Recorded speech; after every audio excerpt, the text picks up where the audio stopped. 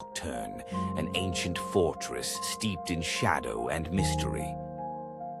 Its towers scraped the heavens, and its walls whispered tales of dread to the winds that dared brush against its cold stones. In its deepest dungeon, a forgotten chamber held secrets darker than the moonless night. Lord Victor Dragonov, the Lord of Castle Nocturne, was a vampire of ancient lineage.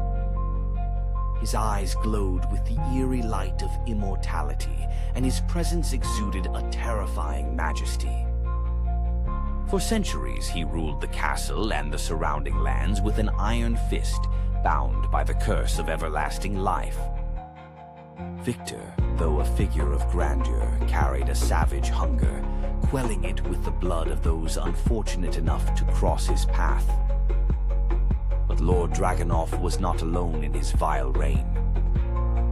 Hidden within the blackened heart of the castle, cloaked in an aura of malevolence, dwelled his sister, Lady Isolde. A sorceress of unimaginable power, Isolde wielded black magic with a mastery that sent shivers down the spines of the bravest.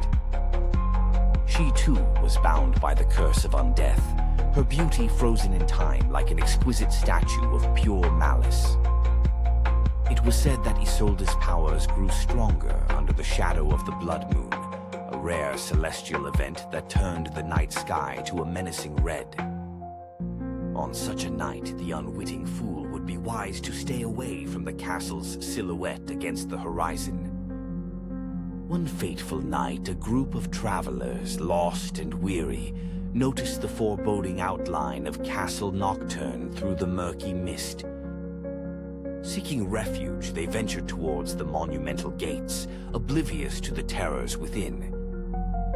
The group consisted of Elena, a brave huntress, Brother Tomas, a pious monk, Gregor, a rugged blacksmith, and Anya, a healer with a gentle heart. As they approached the castle, Lady Isolde, sensing their arrival, prepared her dark spells, while Lord Victor's thirst sharpened, foreboding a sinister hunting night. The travelers were greeted with eerie silence as they stepped inside the grand hall. The air was heavy with the scent of decay and something far more sinister. As they made their way deeper into the castle, the stone walls seemed to close in on them, suffocating with an unnatural dread. Suddenly, the torches flickered and died, casting them into impenetrable darkness. Lady Isolde emerged from shadows, her eyes burning with an unholy light. "Welcome, lost souls," she hissed, her voice like velvet laced with poison. "You shall now entertain the lords of this castle." Brother Tomas, summoning his faith, held out his crucifix, but Isolde only laughed, a sound like shattered glass. With a wave of her hand, she bound him in chains of shadow that tightened with every futile prayer. Gregor charged forward with his hammer, but Victor appeared from thin air, catching the weapon with a grip of iron. With monstrous strength, Victor threw Gregor across the room, rendering him unconscious upon impact. Elena, fierce and unyielding, loosed arrows from her silver-tipped bow, but they bounced harmlessly off Isolde's protective magic.